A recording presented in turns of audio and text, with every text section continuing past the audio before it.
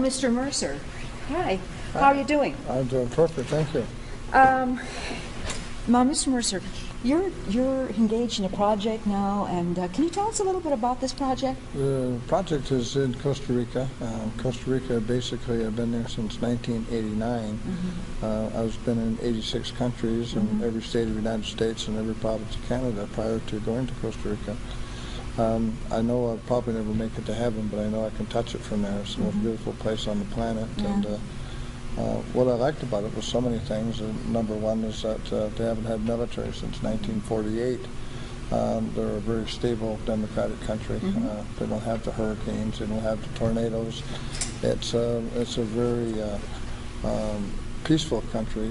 The president of the country won the Nobel Peace Prize. And I work with the World Wildlife Foundation, National Geographic, Audubon Society, and Greenpeace, and I was just inducted in the Environmental Hall of Fame. That's what I wanted to talk to you about. How are you? That's really, really fascinating, because here you are, you've been a businessman all your life, and yet now all of a sudden you're starting to go into more issues that are environmental issues. Now, what got you interested in the environment? I mean, what is it that really moved you in this direction? When I went to Costa Rica in 1989, there was an island called Garza Island.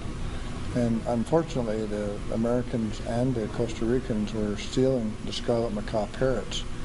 And unfortunately, in most cases, they were not just stealing them, they were selling to pet stores, and they were also killing them in some cases and selling them to feathers. Wow. But the worst thing is, too, a lot of people were taking the turtle eggs and as they were hatching, and they were selling them in Asia for aphrodisiacs. And a lot of people feel that they can, anything that money will purchase, they can have a pet monkey. Right. Well, unfortunately, the only way you can have a pet monkey is to kill the mother. The mother will fight to its death. And the mother will physically kill itself after the fact if you take away the baby. So, and I took over the island many years ago and planted 5,000 almond trees. How big is this island? It's 26 miles around. It has 9 miles. And you bought this island yourself? I took it over. Took it over, yes. so you leased it or something? Yes. Yeah, okay. And what's a 99-year lease? 99-year lease, yes. I won't remember when the lease is over. I'm familiar with that, yeah. Right. I won't remember when the lease is over anyways. But But your grandchildren will. Exactly. So what happened is that I planted 5,000 almond trees, which is the food of choice for the scarlet macaws, and put up feeding stations. Now I have the largest flock of parrots. I have about the most turtle eggs hatching in the country, and I have about 200 monkeys. And it's not how much money you make in your lifetime, it's what you become as a result of it. And I started finding out more and more and more about nature, and you fell in love with nature. Yes, you have to, sort of lead by example. Sure. And so I just knew that that was sort of my calling. And like, how long ago did you realize this was your calling? Because that's a really important thing. I mean, you were a businessman all your life. For profit was your only motivation, probably. I liked animals. Okay. I always had horses, and I always had dogs, and I was raised on a farm. Where we had a lot of different animals, so I couldn't be around when someone was killing a chicken even or for food. Right. It was always that I was so attached to animals that the only time I've ever shot an animal was with a camera. So that was the most important thing to me. Yeah. So the species, or the animal species that you started to get involved with, are more tropical species like the macaws and the turtles, and these are kind of endangered, aren't they? And that was the whole thing. They were almost gone completely prior to myself showing up on the island. If I hadn't have taken it over when I did, they would have been totally gone. Oh.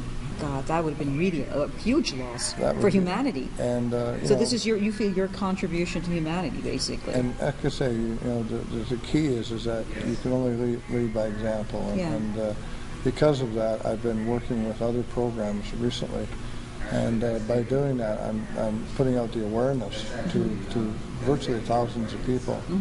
But I've been working with the World Wildlife Foundation, National Geographic, Audubon Society, and Greenpeace. And working with global warming, doing some programs with children's programs to to train the children from the very beginning, the value of nature, of wildlife, and also, and the most important thing is family. Sure. You know, there's always been this conflict, particularly in third world countries. I mean, Costa Rica is relatively wealthy, but I've traveled around quite extensively, and the problem that you see in many third world countries is this conflict between feeding their own people.